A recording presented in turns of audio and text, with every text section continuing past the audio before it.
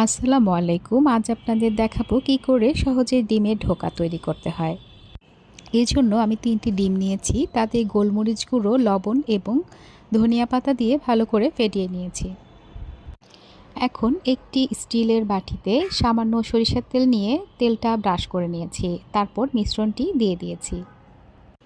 এখন এটা আমি ভাপিয়ে নেব। ভাপিয়ে নেওয়ার জন্য একটি হাঁড়িতে পানি নিয়ে তাকে গরম করে তার উপর একটি স্ট্যান্ড দিয়ে এরপর ডিমের মিশ্রণটি দিতে হবে এবং ঢাকনা দিয়ে দিতে হবে। তারপর তার উপরে আরেকটি ঢাকনা দিয়ে দিতে হবে। তাহলে ভাপে ডিমটি সেদ্ধ হবে এবং এটা হচ্ছে ধোকার জন্য তৈরি হবে। টুথপিক দিয়ে চেক করে নিলাম এটি সম্পূর্ণ হয়েছে কিনা। তারপর ছুরির সাহায্যে এভাবে কেটে নিতে হবে। এখন ফ্রাই প্যানে তেল গরম করে তাতে পেঁয়াজ কুচি, আদা কুচি, রসুন কুচি দিয়ে একটু ভাজতে হবে।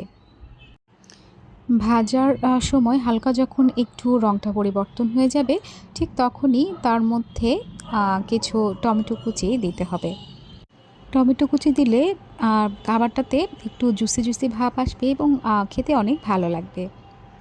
এখন একে একে লাল মরিচ, হলুদ এবং মশলার গুঁড়ো দিয়ে ভালোভাবে নাড়িয়ে নিতে হবে। তারপর সামান্য পানি যোগ করতে হবে এবং স্বাদমতো লবণ যোগ করতে হবে। এখন আমি দিয়ে দিলাম 2টো কাঁচামরিচ।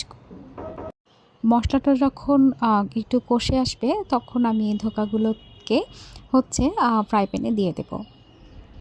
তারপর আমি আরেকটু সামান্য পানি যোগ করেছি এবং ভালোভাবে নাড়িয়ে নিতে হবে।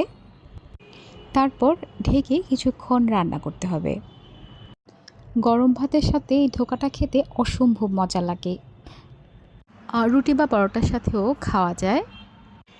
এক থালা ভাত নিমেষে শেষ করার জন্য এই ধোকাটা বানিয়ে দেখতে পারেন। ধন্যবাদ।